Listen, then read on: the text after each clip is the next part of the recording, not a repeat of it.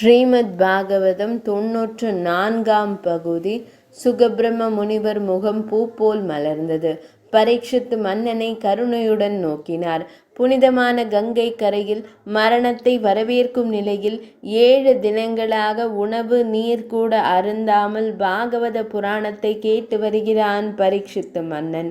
இவன்தான் எத்தனை பாக்கியசாலி என்று மனதிற்குள் நெகிழ்ந்தார்.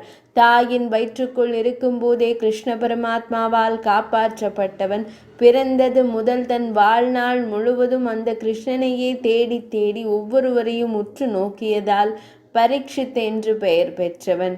கிருஷ்ண சரிதத்தை கேட்க இவனை தவிர அருகதை பெற்றவர் வேறு யார் உள்ளார் என்றும் எண்ணினார். பின் பரீட்சித்திடம், பாக்கியவானே, திருப்பார்கடலில் பள்ளி கொண்ட பரந்தாமனின் அவதாரங்கள் எல்லாமே மகிமை வாய்ந்ததுதான் என்றாலும் கூட அவற்றில் ஸ்ரீ ராம அவதாரமும் ஸ்ரீ கிருஷ்ண அவதாரமுமே பூர்ண அவதாரம் என்று அழைக்கப்படுகிறது. மற்ற அவதாரங்கள் எல்லாமே ஒரு குறிப்பிட்ட காரியத்திற்காகவே தோன்றி அதை செயல்படுத்தி மறைந்து விட்டவை.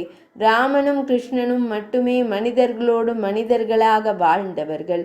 அதிலும் ஸ்ரீ ராமபிரான் தன்னை கடவுளாக காண்பித்து கொள்ளாமல் மனிதனுக்குரிய ஆசா பாசங்களில் சிக்கி இன்ப துன்பங்களை அனுபவித்து இறுதி வரை லட்சிய புருஷனாகவே வாழ்ந்து காண்பித்த அவதாரம். ஆனால் பகவான் ஸ்ரீகிருஷ்ணரோ பரிபூர்ண அவதாரம். ஆம், அவர் அவதரிக்கும் போதே தான் கடவுள் என்று அனைவரும் உணரும்படியாகவே பிறந்தார்.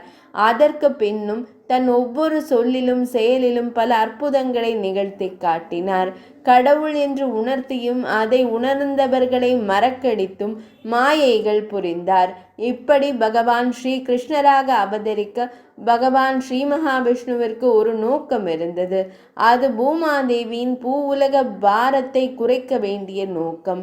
முன்பு அசுரர்களாக இருந்தவர்கள் எல்லாம் துவாபர யுகத்தில் அரசர்களாக பிறந்து அநேக அட்டூழியங்களை செய்து வந்தனர். தீயவர்கள் அதிகரித்து பாவங்கள் பெருகியதால் பூமாதேவி தாங்க முடியாத சுமையால் அவதிப்பட்டாள். பிரம்மதேவர் நாராயணரை வேண்டி துதிக்க அவர் அசரீரியாக கூறினார், பூமி தேவியின் துன்பத்தை போக்கவும் பூவுலகின் பாரத்தை குறைக்கவும் விரைவில் நானே பூமியில் அவதாரம் செய்ய போகிறேன்.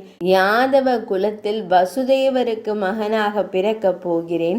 எனது அம்சமான ஆதிசேஷனும் வசுதேவர் ரோஹிணிக்கு மகனாக எனக்கு முன்பாகவே பிறக்கப் போகிறார். இந்த காரியத்தில் என்னுடைய யோக மாயையும் துணை புரிய போகிறாள். எனவே தேவர்களாகிய நீங்கள் அனைவரும் எதுகுலத்தில் யாதவர்களாக பிறந்து என் வருகைக்காக காத்திருங்கள்.